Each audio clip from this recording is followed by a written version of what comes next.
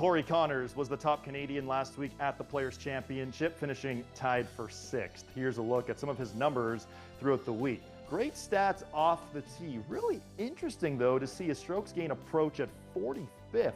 Obviously, that's usually the strength of his game. All right, Mark, so it's Corey Conners' third top 10 of the season. How do you think he'll look back and reflect on his week at TPC Sawgrass?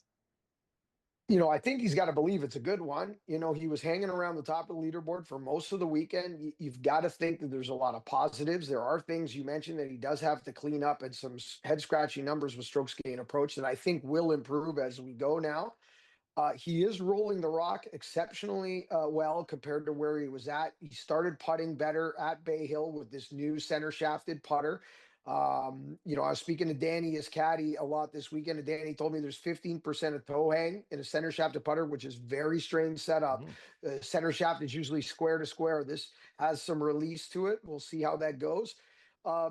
There's still one interesting number that bothers me a little bit that I'm pretty sure Corey's aware of too. We always talk about how you have to putt like you want to make it on Sunday, not like you want to miss it on Sunday.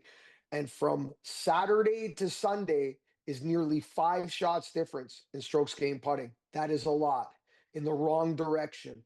That gap needs to close. But overall, Scully, I got to think this is a positive week and a good week, another good week for Corey Conners, who's playing some very solid golf. Yeah, playing some really great golf, back-to-back good finishes, and as we head now into the Corey Conners season, if you will, where he's won the Valero Texas Open twice, 3 career top 10s at the Masters for Corey Conners.